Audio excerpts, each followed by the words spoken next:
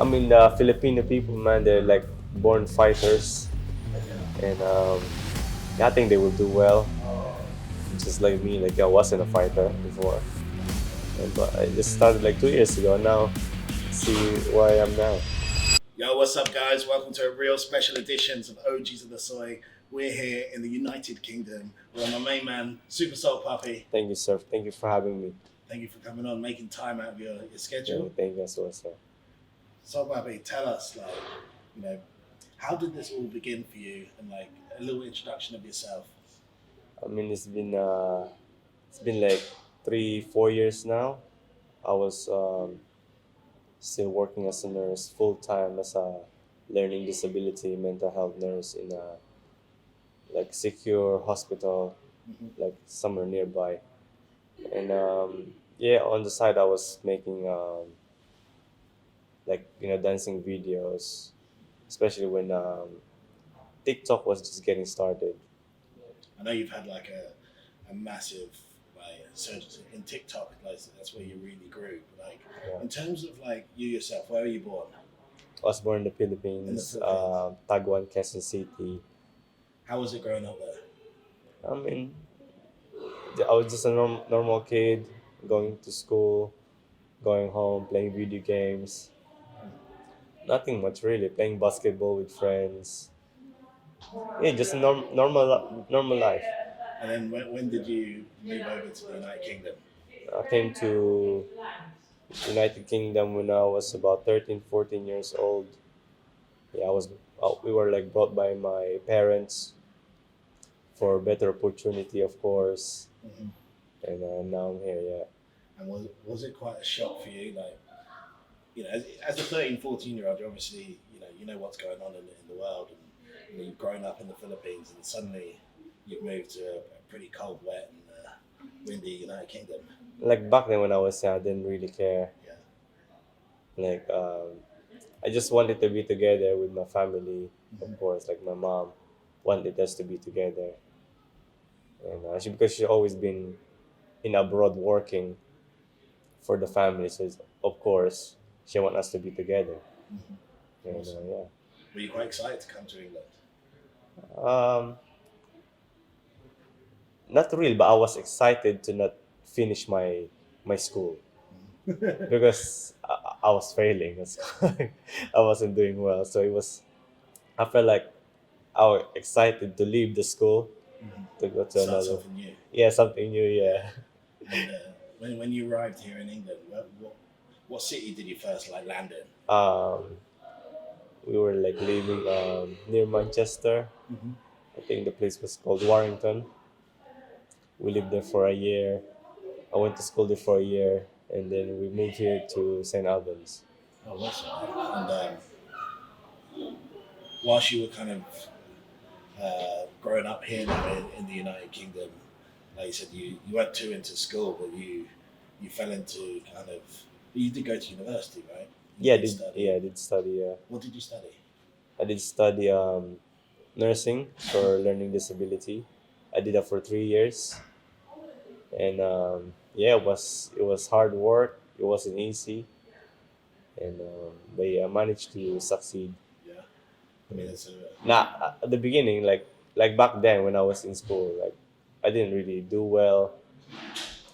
Like I had like F, D's in like my GCSEs, but I had to retake them yeah. when I went to college. That's when I took life like a little bit like seriously because I wanted to go somewhere, and then yeah, I decided to go to uni. Did my nursing.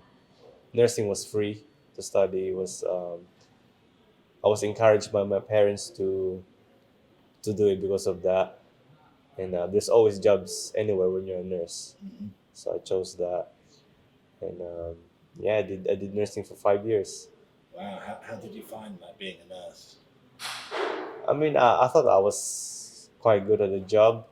Um, Must be quite a rewarding kind of job. yes, rewarding. But yeah, it was a very hard work. It wasn't easy. And you were dealing with I was psychiatric yeah patients, right? psychiatric patients, people that came from prison, or people with learning disabilities that deals with mental health problems. So You get to see quite a lot yeah, of I get to stuff in see there. yeah, I get to see a lot of quite stuff. But yeah, I thought I was quite good with my job. And I did was you? very organized. Mhm. I was able to deal with like difficult situations, and yeah, I was a very good like team leader because I was the nurse in charge at times. Yeah, Nice. Cool. And, I mean, obviously, with a profession like nursing, you do sometimes see like a really good outcome in terms of patients getting better, and yeah, you yeah, know, of course, yeah. and I'm sure that definitely like It, made you feel good, it's right? nice to see like when you work with someone like for quite a long time, Hmm. you see them from the worst Yeah. to like them getting better. It's nice to see it. Yeah. And also, with a lot of the Filipinos in this country, they do work within the National Health Service as well, right? So Hmm. it is quite a community, would you say, Yeah, of yeah, Filipino nurses who are, servicing the country, yeah, especially in times like COVID. There's yeah, a massive strain on the NHS, yeah. and a lot of Filipinos that work here as well. But whilst COVID kicked in, you started being a bit creative online, right? I think that's when TikTok was just getting started. Yeah. How did you find out about TikTok in the first place? Just from I think from other like from my It's other word of mouth. friends. Yeah, Yeah. from my friends. Like before, like Hmm. it was a little bit like cringy, like awkward, like to be up making It, those TikTok it was like dance. the new one, wasn't it? Yeah, like But then Do you I started remember? making them, Do you remember your first but TikTok? not sharing them. Okay. I wasn't sharing it like to my friends because they would think I'm just cringe. Like but I kept making like dance videos just for myself. So that's how it started. You're doing Yeah, dance yeah, videos. yeah, Yeah. just normal dance video because I was a dancer. Hmm. I've been dancing for like since I was like 15, so like 15 years. And yes, I was dancing in the street, making dance videos for YouTube, and then yeah, TikTok came. Started making TikTok videos. Do you remember your first TikTok that you posted? Actually, don't remember, No. but there was one video where I was making dance videos while I was on break in hospital, Uh-huh. but I deleted it because I didn't want anyone to like see it, just in case. Just in case I didn't want like none of my colleagues see me making those videos. I didn't want because I used to wear a mask Uh-huh. because back then in COVID time everybody wore masks, so it was normal. So I was wearing mask while I'm dancing. Nobody knew who I was So whilst you, yeah. until I reached I think like 1 million followers on TikTok. Hmm. Then yeah, So on your one breaks, of you my were doing colleagues, yeah, dance. one of my colleagues like realized it was me. Yeah, So on your breaks, you were doing dancing with your COVID mask on. like Yeah. during my night shift. Yeah, when everybody like when all my patients were sleeping. Yeah, Just leave it. yeah. That's so cool, man. And that's when it really started to get traction in terms of blowing up online. Um, it started when started doing the fake runs. Oh yeah. I saw somebody like Is doing there a the name for that move? it's a fake running. Fake run. Yeah, I saw somebody do it on TikTok. I started to copy it, put my own twist, Hmm. and it blew up suddenly. And then from there, I started uploading like at least 10 times, like 6 to 10 times of the same videos but different, like fake running with different twists all the time with different music, Hmm. like tutorials how I do it and stuff like that. Then I got into more dancing, and then the Salt Papi, like Salt Bay. Back then, you were Buster Breezy, right? Yeah, I was Busta Breezy. Yeah, that was my Where was the inspiration for that move? Where did that come from? the Busta Breezy. Yeah. It's because my last name is Bustamante, Uh-huh. and my favorite artist is Chris Brown.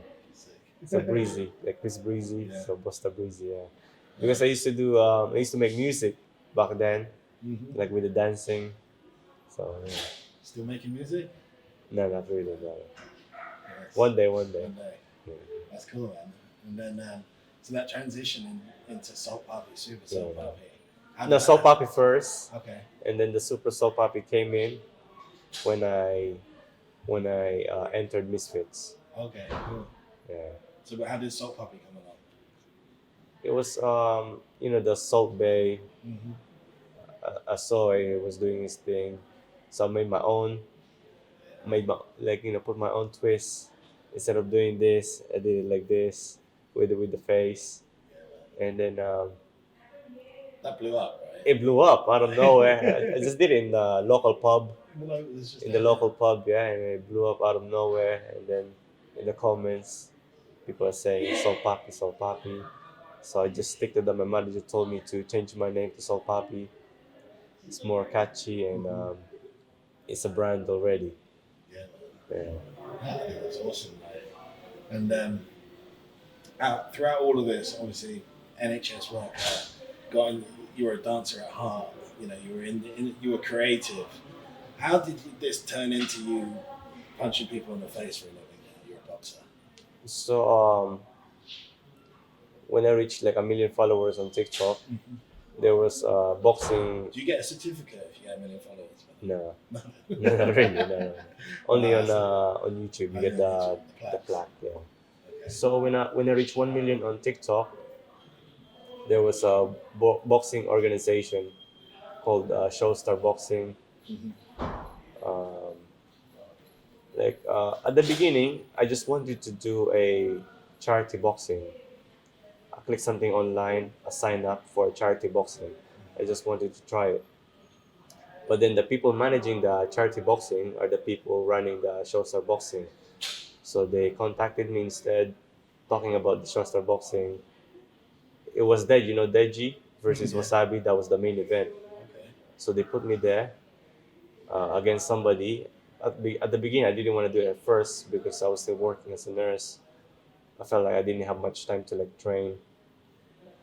But I decided I quit the job, put some time into training, and then I just went for it. I knew it was a big opportunity, and I beat up the guy, put on a like very good performance, put on a hell entertainment like boxing performance in front of the people, and people liked the way I box.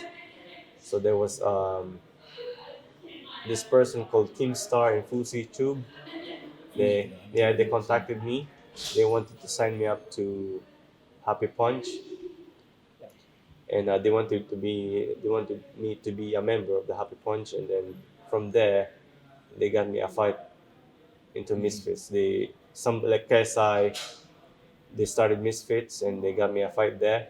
So were you training boxing whilst you were a nurse as for fun, or Um, it's just? Not really, just going normal, just going to the my local gym, Mm-hmm. lifting weights. But that's when I started properly training for boxing when I got into Misfits. Yeah, Nice. And was it like, that became my actual full time job. Yeah, yeah, boxing. it's It's been 2+ years now. 2 years now training as a Yeah, professional two boxer? plus years. Yeah, I know when we met a few weeks ago, you were telling me your schedule. Like you're training twice a day, yeah, twice a day, man, every day, every day. except weekends. But sometimes we do have sparring on weekends. Yeah. You know. How do you feel your life's changed, like in terms of being on a hospital ward or caring for people versus being a professional boxer now? I mean, life is good. I can't complain. I like boxing. I've been watching Manny Pacquiao since I was very young. Mm. So yeah, man, I'm happy with what I have become, and I'm gonna keep going. They do say boxing is the hardest sport to train for. Boxers are the fittest people in the world. Yeah, I mean, I hear it a lot. I do agree that the training to be a professional boxer, I mean, yeah, it's tough. It's very is very tough. tough. Yeah. Yeah, because my girlfriend, she sees my training routine, and she can't believe how do I even do it. It's like a torture. Yeah. I mean, to be a professional, you've really got to sacrifice your life. Like, Yeah, I see a lot of pro fighters out in Thailand, out in Phuket. That's all they do. You know, Yeah. day and night. That is their job. You know, to train twice a day. But not only the training, you know, it's the recovery. It's the ice Yeah. baths. It's the saunas. It's the eating. Right. I mean, Yeah. you've obviously gone through a big transformation. Yeah. You know, in recent times, in the last 18 months Hmm. or a year, like, you've Yeah. dropped a lot of weight.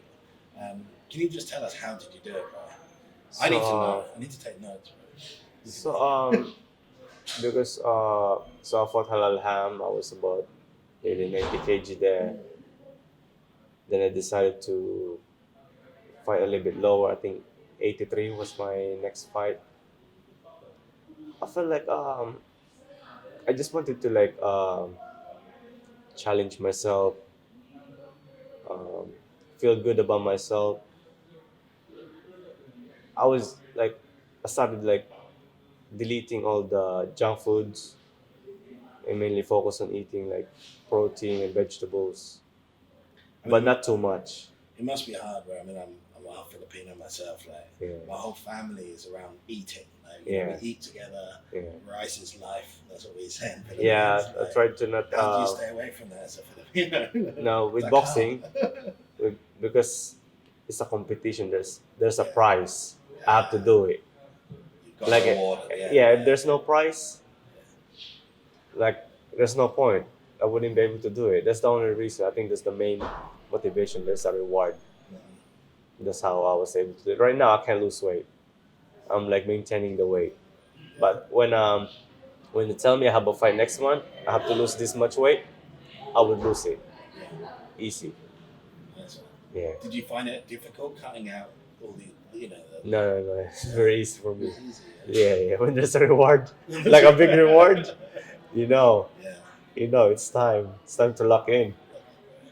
And when you were doing that, I mean, I'm assuming you're on a big calorie deficit, right? Yeah, In yeah. terms of to lose it from 90 kg down. Like, was it tough mentally to keep on it, or was it just eyes on the prize? Eyes on the prize, man. Yeah. Eyes on the prize because you won't get this opportunity ever again.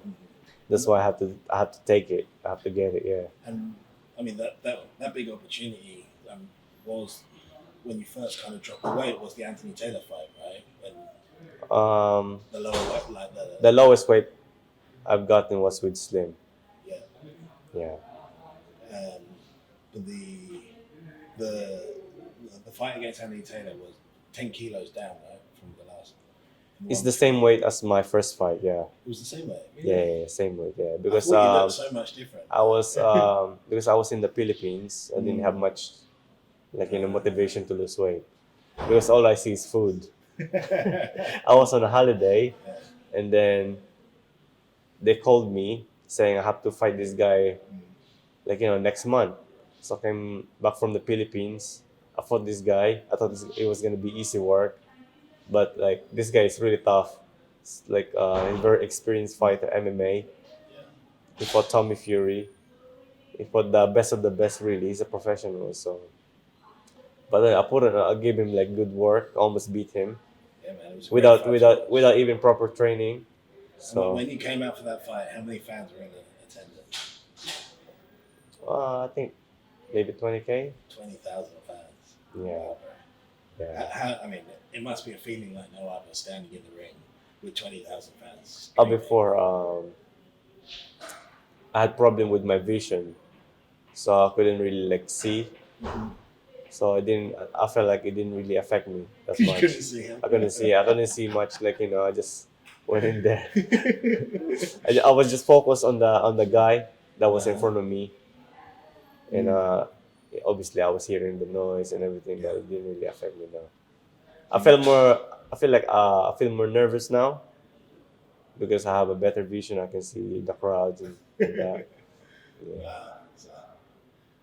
That's really interesting. And talk to us about the Slim fight. I mean, Yes. it was to me it was a fight that was, obviously I wanted you to win. And Yeah, yes, you of had your course. moments, bro. Yeah, You know? yeah, But it was also a learning fight. I think you learned a lot from that. And, yeah, yeah, yeah.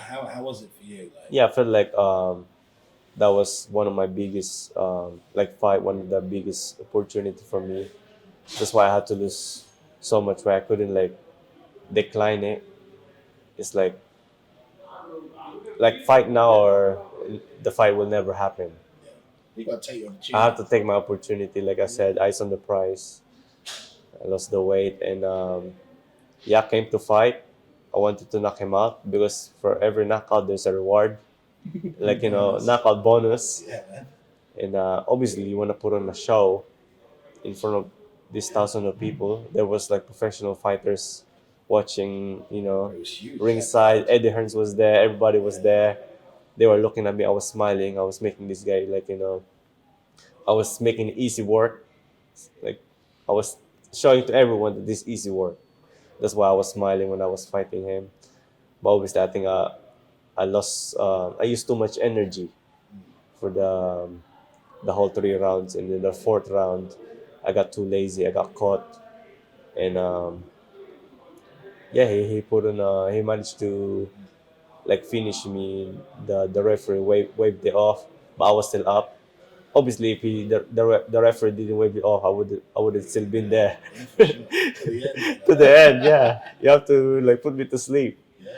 Yeah, but obviously for my safety, Yeah. it's like that in I mean, boxing. how did you take that as a loss? Like, I mean, I've lost to Anthony Taylor before, so the loss wasn't. It didn't feel much. Like I felt hurt more when I lost to Anthony Taylor because it was my first loss. yeah. In the second one, it wasn't as much. But Veronica, she felt it. She collapsed Oh, because she never seen me hurt like that before. it's a hard game, man. Yeah, it's the hurt game. She seen me fall, like fell to the floor, but I got myself back up, and yeah, man, that's the fighting game. It's about how many times you get back up, brother. Yeah, that's it. Yeah. So let's talk about kind of like what's next. Well, what you're looking to do in the future. What do you think the best fight out there for you on Misfits is? So so I recently just fought like 2 months ago, and then I fought again in Dubai. So I won both fights. You're on 2-5 win streak now. Yeah, so I'm still training, and yeah, I'm planning to fight again in a couple of months. I'm just waiting for a phone call. And the biggest fight, I think, for me is probably Kenny. Mm-hmm. We started boxing at the same time. The show started boxing. He was the co-main, Okay. and I was the beginning, like in the beginning of the card. I was Now you climb the ladder. Yeah, I had to climb the ladder. Yeah. So I think me and Kenny, I think we're about the same weight. I think it would be a good fight as well. Yeah. I really think like Misfits boxing, like every time there's a card, people are talking about it. Yeah. It's Yes. something that I think it's got too big to go away now. Mhm. Where at the start people thought it was gimmicky. It was like, oh, these aren't real boxers. Like, I mean, you're a testament to say, that it is real. You are fighting like a professional boxer, like, Yeah. and people are starting to see it now. That even people's journeys on Misfits from going from, never having a fight to, training professional. Look at Jake Paul. Yeah. He's it's quite a journey this Misfits has been on, right? Like, Yeah. If it's not influencer boxing. also if it's not Kenny, I could do the Jake Paul way and start fighting professional Mm. fighters, build my way up, and be an actual professional boxer, like for the belt. I Yeah. think that's the dream. Yeah, I could do something like that. Yeah. That'd be awesome. Because I'm still improving. Mhm. I haven't reached my full potential yet. Yeah. Yeah. I wish you the best for that, bro. Thank you. Before we wrap Maybe up, get into MMA. MMA. You never know. You never know. I mean, do you think there'll be Misfits MMA at some point? Yes, yes. If the opportunity comes, I will do it as well. That'd be awesome. Yeah. And, before we wrap it up, I do want to talk about MMA as you just brought it up. Yeah. I want to thank you for being one of the advisors to the board of the Thank you, sir. Philippines MMA Thank you. Federation. We've got the World Championships happening in December, and we're going to be bringing 10 Filipino athletes to Jakarta in Indonesia. I know you've recently been out in the Philippines. How do you see it out there in terms of martial arts, boxing? How do the Filipino people feel about it, like martial arts? Would you say? I mean, the Filipino people, man, they're like born fighters.